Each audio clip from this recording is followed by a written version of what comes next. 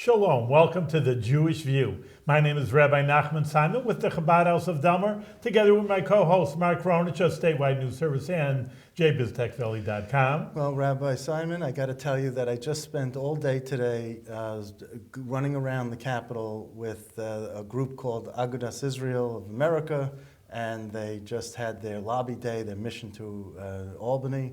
And so we have two of those fervent lobbyists, advocacy groups with us today. Over here we have Leon Goldenberg, who owns Goldman Realty Corp. And Goldmont Realty Corp. And you're also... I'm on the Board of Trustees. You're on the Board of Trustees of Agudath Israel. Of Agudath Israel of America. I'm Right. also the treasurer of Agudath Israel Community Service Board, which is the arm that does a lot of our teaching. I run COPE Institute, which is a... Political PAC? No, COPE Institute is a training school. Oh. The vocational school. For Vocational a lot of the school. universities. Oh, well, COPE means something else. Okay. Right. What we do is we run a course, a 3.5-month course, which is called the Junior Accounting course, which makes you eligible for 21 credits. And then we graduate about 200 men and women separately, but we do graduate over 200 a year. And then we take out the best, and we run about 60 to 70 men and women, again separately, for another 19 months. And when they're finished in those 19 months, they have a bachelor degree, and they are prepared to sit for the CPA. And in the last 5 years that we've been running it, we have about 100 members that are now CPAs, and close to 200 others that are have taken part of the CPA course. Do you have to be an observant Jew in order to do this? No. But we do work around the Jewish calendar. Right. So therefore, our classes, run on the 19th month, they run on nights, Right. because people are working, right? Because they And graduate Sundays, legal holidays. Right. So we actually had the Department of Education call us that they said, there's no way on July 4th we are running classes. So they're going to send somebody down from here, from Albany down to New York, and check in on our class. So on July 4th came and went, nobody showed up. So we asked what happened. He says, well, I'll tell you the truth. We couldn't get anybody to go down on July 4th. So we'll assume that you are running the classes, but we do run them. So therefore, anybody who's eligible to come in and take the course, but at the end of the day, it's probably 75% Hasidic men who would not go to regular colleges, not even Torah, they're not comfortable because of their poor language skills. But there are really some very, very bright young men and young women. The women, of course, have much better language skills. But What's the the reality, cost of all this? the total cost is about $27,000, which is, pretty reasonable. Well, you make that back the first year. Well, they'll make it back the first year. We have, sometimes we have subsidies under junior accounting, Right. where the program is very inexpensive. But at the end of the day, we're graduating people, we're taking them, many of them. We had somebody speak recently at a breakfast for us. He was on, all the programs, Section 8 and housing and this and that, and now has a job, Yeah. and he's off the programs. Mark, I'd like to say that, this is important to put in a frame this situation, because there's a lot of charity going on in New York, a lot of beautiful charity organizations. People need money for the Sabbath or for the holidays, which are very expensive. But, the Maimonides says that the biggest charity you can do is to give someone a job. Right. So Teach even them a though trade. it sounds like, okay, nice organization doing nice work, but really when it comes to charity, really, this is the biggest charity you can have. A person that's not on welfare anymore, now you can look himself in the face and saying, hey, now I have support a his job. family. It's the old expression, don't give me a loaf of bread, show me how to bake a loaf of bread. Right. All right, so You that's, know, it's a and- very important part of And the then to your left community. is Chaskel Bennett, who's the founder and CEO of MBA Janitorial Supply Company. Pleasure. And it's welcome. Bennett doesn't sound like a Jewish name. It sounds Irish to me. You'll have to take that up Do you have with Irish? my grandfather. You have Irish roots? I'm Or? sure the name was changed at Ellis Island. Just as a point of information, almost no names were changed at Ellis Island. Oh. They took the documents that you came with most people came from Hamburg, And whatever it said on your documents in Hamburg, that was the name that you got here. Where names were changed were in Europe because they, people were coming from Russia, from Hungary, from Poland, and they were going through Germany. And so they many times never had papers when they asked them their name. Yeah. So either they spelled it differently or the boarding people over there in Hamburg didn't get the name straight. You know, I Or never when they're knew going that. through Ellis Island, he would say Sem Ting. Yeah. So Sam yeah, Ting yeah, is yeah, now yeah, a but it Jewish- really was changed there. Once in a while, there might have been a mess up here, but they actually took, and my family, I have some people that just retired recently, they actually found my parents' boarding pass, and they actually found my grandfather came to America in 1907, was turned back, depending on who you speak to, my mother or my aunt. My mother said he had a very, very bad cold, and they suspected typhus and wouldn't let him in. And my aunt says that the person that vouched for him was supposed to pick him up and didn't. But either way, he went back. But we found it, and you see the boarding pass. The name is spelled the way it was spelled. The names weren't changed here. They took the manifest, Interesting. and that was your. I didn't know that. That It's was a your very name. interesting American history. Right. Usually you always say Ellis Island. People Right, always right. say that. Because it people sounds change right, it. but the fact is that the changes were made mostly in That's Europe. interesting. So I just wanted to finish up with Chaskel. You have, you're also on the board of Agudath Israel? For quite a while, I was the youngest member of the Board of Trustees. I used to use that as a badge of honor. But as I got a little bit older, I became a grandfather recently. There are now one or two younger members. I can't use that anymore. But yes, privileged to be on the board of Agudath Israel of America. You're in your 20s? No, but thank you. How old are you? I'm going to be 43 next month. And your grandfather? I started young in our family. Well, mazel tov. Okay. Welcome to the show. I was in some of the meetings with you with the Senate Majority Conference, and also, you met with the governor's people, his staff people. I heard that there was just a lot of listening going on, and there wasn't a whole lot of commitment. And there was, except when we had our little luncheon, you had assembly members saying, "I will oppose this, I will favor this, whatever you need in your agenda, I will do for you." Are you comfortable coming out of your day-long mission that you're going to succeed at the end of the legislative session or the budget season? At the end of the day, it's an ongoing process. I mean, the issues that we came about, and actually the governor's executive secretary mentioned it, that we come every year, we have a laundry list, and sometimes we chip away something here and there.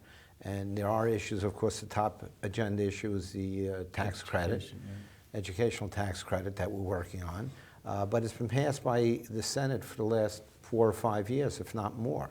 So sometimes it's an ongoing process until you finally win. Now it's interesting that the former speaker, Shelley Silver, probably would have supported the education tax credit, but I guess maybe his conference didn't. His conference, it's unusual, but his conference actually did support it. So why didn't Shelley support it? It's not a question of Shelley supporting it. The question is the conference has tremendous backing from the unions. And many of the unions, especially the teachers union in New York State, New York City, see any dollar going to education but not going to the public schools as a dollar that would have gone to the public schools, which in reality that's not so. Right, but there was someone who said today that if all the students who went to private school, yeshivas and Catholic schools also, parochial schools, if they went to public schools, bankrupt the state. It would bankrupt the state. It would bankrupt the state. There's and, no and question. New York State United Teachers and UFT, United Federation of Teachers, they don't get it, right? Well, no, they do get it. Because if suddenly there are almost 500,000 kids in non-public schools Really? in New York That's State, interesting. Yeah. about 140,000 are, in yeshivas. Or So we're parochial schools. no, just in yeshivas. 140,000. Right. So we're actually about 30% of the non-public school population And in New growing. York, and growing. We're growing at 4,000 children a year. So we're growing. That's incredible. The Catholic schools are going down. In New York City, Unfortunately, struggling. they're struggling because they're closing. Because of money you're talking Because of about, money. or just- This past year in Buffalo, the Archdiocese closed 16 schools. Mm-hmm. And there was a calculation, they made a calculation of that out of, I think it was 38 or 3,900 students that were in those schools, they assumed that somewhere between 2,500, maybe 3,000 will end up in public schools. The others were near other Catholic schools, and they would be able to transfer them. But that will cost the city of Buffalo and the state upwards of $40 to $50 million. And in all the capital district here, the Archdiocese closed several Catholic schools Right, also. right. Leon made the case That- very, very compellingly today that those students, on an average, it cost the state approximately $20,000 State and local. So when you say to educate those a public students- school child. Any Oh, public okay. school. And if you take the 2,000 students yes, that Leon just mentioned, who are no longer going to Catholic schools in the Buffalo area, Uh-huh. and they're being absorbed by the public school, understand that those 2,000 students at a $20,000 price, approximately $20,000 price tag per child, compound that by 2,000 students, you're talking about an extraordinary $40 million. additional burden of $40 million on the state and on the city of Buffalo. Now, those dollars could have been, it didn't have to be at that level. It could have been much less. Had the state and the city invested in those Catholic schools and helped them to remain open, as the diocese has been making Begging. that case, along with us and our yeshivas, then maybe possibly not all of those schools would have had to close. And that's the case that the Archdiocese is making compellingly, and that's why the Cardinal, it's not just the Orthodox Jewish community standing up for the education tax credit. Cardinal Dolan and the Catholic Conference have been extraordinarily vocal. And on- close to us. And we're working together with them, of and course. at the luncheon, you had someone from the Right. Catholic Sure, We had Conference. two Contreras people. is the Yeah. lobbyist officially for the Catholic Conference, and Right. we work hand in So hand with there them. it was, right there. You have to realize, as far as the union is concerned, if 2,000 children came in, that means there's employing for another 100 teachers. So that's the way the union looks at it. So that's the way the union looks at it. So what would be so explain to the audience clearly what's the education tax credit? What would that alleviate the burden? Well, first off, the number has been whittled down and whittled down and whittled Well, down. what is Now it it's now? $100 million that the government proposed. The Senate passed a much higher bill, but let's use $100 million. So first off, $50 million is set aside in his budget, although we're going to try to adjust that, but it's set aside for the public school population. So if you have your local public school and they want to have a sports club, which they can't afford right now, you can actually get people to donate money. I'll explain how it works, but you can get people to donate to your local public school. This is not something that's just going, it's being viewed as just going to yeshivas, just as a voucher.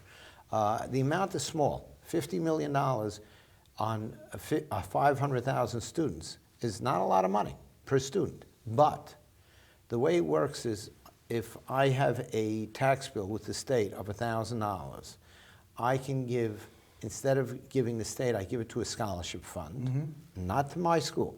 I give it to a scholarship fund, and I will get a credit, which I use now on my state taxes for $1,000, and it's capped at $1,000. So another misnomer, the rich people are going to, it's capped at Take, yeah. $1,000, okay? The rich people are paying $200,000, $300,000, $400,000 to the state, and they're capped at $1,000. It's not making that much of a difference to the rich people. The middle income might benefit from it, but at the end of the day, it goes to the scholarship fund. The scholarship fund then works with, depending on how large their fund is, how many schools they do, they'll say, we're going to give it to this child to see that he gets into school, and this child and that child. It's not a panacea. It's not something that suddenly you get the tax credit, now yeshiva tuition goes away. It will only slow down the increases in tuition. It won't even stop the increase in tuition. Chaskel, you wanted to say something? There is a vocal opposition to private schools, parochial schools, as Leon mentioned, by the unions, United Federation of Teachers, who are extraordinary advocates for the things that they believe are important in public education.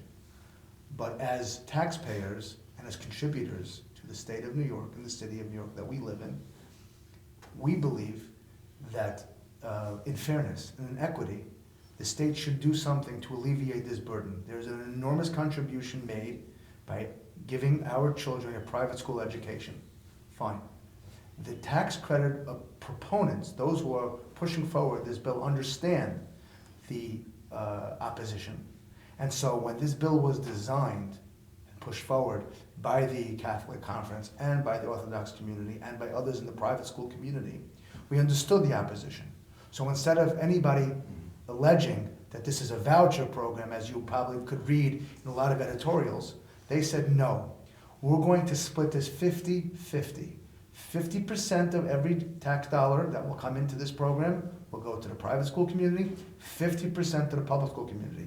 That's fair, that's equitable, and we're talking about increasing and allowing people to invest in education, where in the past, maybe they wouldn't have sent their tax dollars to education. A local. They would have sent it to a food pantry, they would have sent Or it to not somewhere sent it else. at all. Or not sent it at all. Here's an opportunity to encourage investment in education, both private and public. And yet, the public school opposition is vehement against this plan. Has the parochial and public school people actually sat down at the same table together and spoken about this at any point?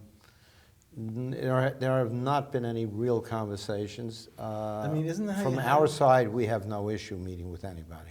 We Right, really but don't. isn't that how you, I mean, we invited the New York State United Teachers to be on this program, and they said, no, this is not the forum that they wanted. Like, they thought we were going to attack them or Right. something. And that's not the premise of this program. Right. But they didn't want to hear from it. So, all right, I dropped it. I didn't push it. But, you know, they said this is not the forum for our president of the union to be part of. Now, I just wanted them to come on and just explain themselves, plus all their other issues, like I have you doing and everyone else doing. Just explain your point of view and your side of it. I mean, you know. The difference is that they feel that this is a biased audience because you're targeting more of a Jewish audience, although we believe in public education. We support public education. We think it's critical to have a community that is educated, that eventually can go to college, that can get better jobs, because that's good for everybody. Isn't it a shame the person who told me was Jewish, you know, who told me from NYSA and he was Jewish? Right. I was like, Leon's point is an important I got point. Leon's point is an important point. You will never hear activists or advocates for religious education attack the teachers' union No. for wanting to promote their education dollars. We have no problem with that at all. Someone's It's got to un- have both sides. It's sit down at the same unfortunate table. though, that children in New York State are not treated equally in this arena. Right. Taxpayers, if the non-public schools were to close, would be stuck with two bills, one for $10 billion, $20,000, that's what it costs statewide, to educate these children. But let me give you something more important. Where do you put 500,000 kids? Right. You can't just, in other words, the $20,000 is only operating funds. You can't take 500,000 kids and, you know, stick them into the public schools that already exist. You now have to build for them. You know, Yeah, Mark, and- I'd like to put in a yes. word from the Lubavitcher Rebbe, You and go. he actually addressed this issue at for bringing it a public address, and he said it just isn't fair for people to pay twice. They're paying real estate taxes, their property taxes, and obviously it goes to the public schools, it's got to be supported from someone, and it's the regular citizen to make a difference if you're a senior citizen or if you have 10 kids in the public school, you're going to pay for the public property. And says, and then you pay for public school, and then they turn around, obviously, and the private schools and the Jewish schools need money, obviously, and you have to pay tuition. So therefore, that's you're being taxed twice. It really isn't fair. So he came out publicly for this idea. Right. The argument will be made by the other side is that, hey, public education is available to you. And the argument that we will make is, we are not asking for a handout. We're not asking for a favor. The Governor Cuomo, when he came to campaign in Borough Park and in Brooklyn, was on public record as explaining that this is not a favor. This is a matter of justice. It's not charity. It's not charity. It's a matter of justice. It's a matter of children in New York City and New York State who go to private school are still children of the state. And so the state does have a certain responsibility to do what it can to assist the private school community. a heroic community, I might add, that will do anything and everything they can and make sure that their children get a Jewish education or a Catholic. But you know, one of Catholic the, education. well, One- just, I want to say, the point is just, we keep on saying Jewish education. Half the time, they're learning the same math. I mean, my Right, children go here in We Albany. made that my compelling argument all the Right. time. They're taking And- the same math, the same science. It's like Jewish. Well, the state really doesn't have to pay Right. for Jewish. They don't have to learn the Bible and the Talmudic ideas. They don't have to pay for that. That's on the Jewish community. But they're paying for the math and the science, so they Right. should at least pay for half of the that. tuition And one more costs. thing that I think is important, there's a lot always being said that it's a church-state issue. It is not. There are 14 states that have the EITC. 39 states have what's called the Blaine Amendment, which was actually an anti-Catholic amendment to see that education dollars would not go to the Catholic schools because the Jews were very small as far as yeshivas are concerned, which personally I happen to think is probably today would be declared unconstitutional. But I'm not an attorney, certainly not a constitutional attorney, but the fact is that there are states that have Blaine amendments, that have the ITC, so it is not a church-state issue whatsoever. Giving a scholarship, setting it up the way it is, that is not an issue, and that's something that's also raised many times. But supporting education, we get CAP, we get mandated services, we do get funding from the state. So there is the right to get. So I wanted to bring this in because the governor has tied this issue to the DREAM Act, Right. which has to deal with immigrants. And I was just wondering, do you think that's unfair? Do you think that? We think that's very unfair because when he told us publicly that he supports the EITC, he did not tie it into the DREAM Act. We do not oppose the DREAM Act. And in truth, the DREAM Act is $27 million, which is not even a rounding error in a $140 billion budget. Right. So it's certainly not a question of money. But there are people that have ideological issues against it because it's not against for immigrants, it's for illegal immigrants. Right. So there are people that say, my child is going to college and he's got to borrow money or I got to give him money. Okay.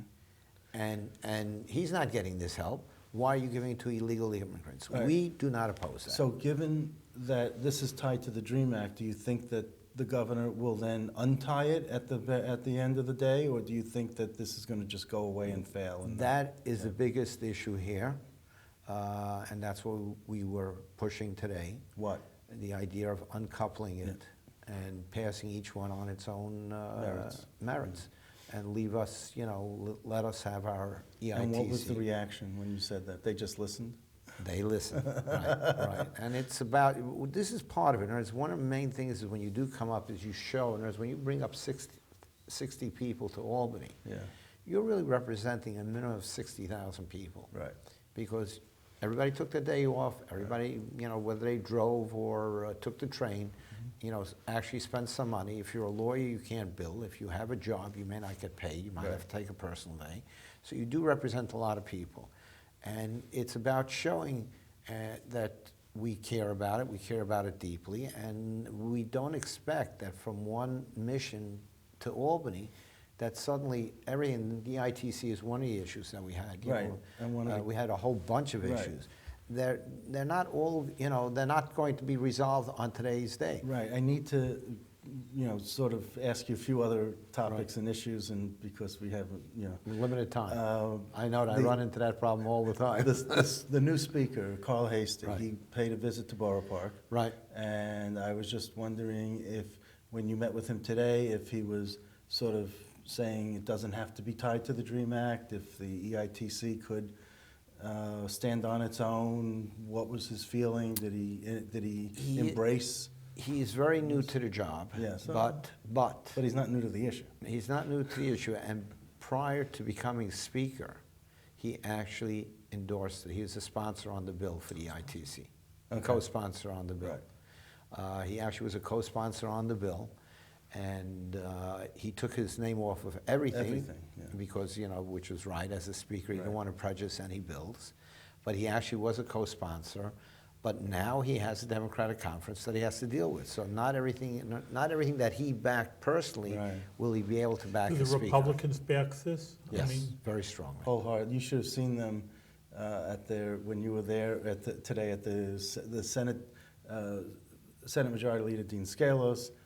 It was the Senate Democrat Conference leader, independent IDC leader. the IDC leader, independent Democratic Conference leader Jeff Klein, Diane Savino, and Senator Carlucci from Rockland County. Flanagan, Chairman of Education. And Flanagan was there. I mean, and Simcha Felder was there, Senator Simcha. I mean, they were just eating this up. I mean, you were preaching to the converted. I hate to say it. You have to appreciate it. Well, you have to, even though you know that they're on your side, you still have to pay respects. You still Yes. have to Don't take it for encourage them, granted, and yes, don't take it for absolutely. You have to granted. appreciate the audience. So The audience should appreciate. Are you happy with the new speaker? It's too early to say. Jury's Too out. early to tell. Jury's out. Oh. He seemed very receptive. We had met with him on Sunday. He had come to Borough Park at an event that Right. Assemblyman Hyken Right. had held for him. Right. Leon spoke, I spoke. Oh, good. We educated him on some of the issues, and since Sunday, Some today's Yiddish Wednesday, words. Yeah. and he came back and said, I did read up and I did look into some of the issues that you brought up. We were impressed with that. And the jury is out. And Leon said it exactly right. The people really, I don't think, appreciate the job that Shelley Silver did managing his conference over the last number of years. It's a very diverse conference, several members from different parts of the community, liberals, far left liberals, centrists, moderates. It's a very Conservative dynamic, Democrats. it's a very dynamic, Very very, few, very but, broad coalition that Right. the speaker kept together, Shelley Silver. Okay. I would like to Yes, make mention, which sure. is something that was said before. Somebody who has been coming up to these missions for a couple of years together with us, a journalist, mentioned to me right before we came here. He says, this is the first year that he actually saw the wheels that had been set in motion over the last year or two starting to pay off dividends. There was acknowledgement by the Senate, there was an acknowledgement by the governor's staff that things that we had been working on for the past number of years, whether they're transportation issues, special ed issues, TAP for rabbinical student issues, we've had success. Our community has had success in the legislative arena.